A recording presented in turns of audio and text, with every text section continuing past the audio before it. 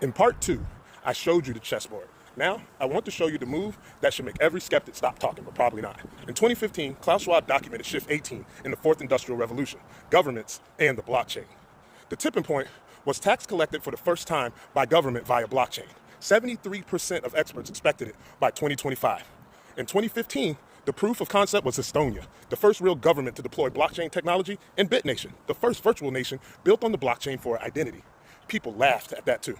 A tiny European country and an experimental digital nation, nobody thought a major superpower would ever touch this. Here is 2026.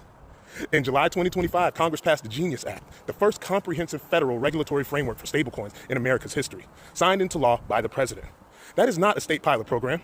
That is not experimental digital nation. That is the United States federal government writing laws specifically for crypto. And it didn't stop there.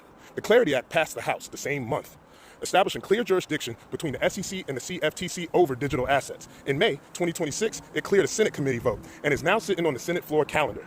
That is two major pieces of federal legislation moving in the same year, building the regulatory infrastructure around an asset that skeptics said the government would never legitimize. Now, add this.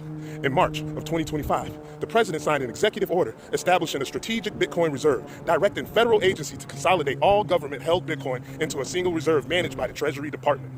The United States currently holds approximately 328,000 Bitcoin, roughly $25 billion, the largest known government Bitcoin holding on the planet. In October of 2025, the Department of Justice announced its largest forfeiture in history, over 127,000 Bitcoin valued near $15 billion, headed into permanent federal custody. Legislation moving through Congress right now would lock that Bitcoin up for a minimum of 20 years. No selling, no swapping, no disposal. Regulation, a Federal Reserve, permanent custody legislation, all in the same 18-month window. That is not a skeptic's prediction. That is not a Moon Boy's fantasy. That is the United States government building permanent infrastructure around an asset they once dismissed entirely. Now, remember what I told you in part two. You are not a player at this table, but you can watch which way the players are moving. Estonia did it quietly in 2015. The largest economy on earth is doing it loudly in 2026. The roadmap did not change, the scale did. I read this book in 2018. I'm not telling you this to relive a prediction. I am telling you because the same decision makers who once dismissed this are now building permanent infrastructure around it. And if you have been with me since episode 1, you have already watched 10 shifts move from prediction to reality. This is the 11th. The question is no longer whether this is real. The question is whether you are positioned for what the decision makers have already decided.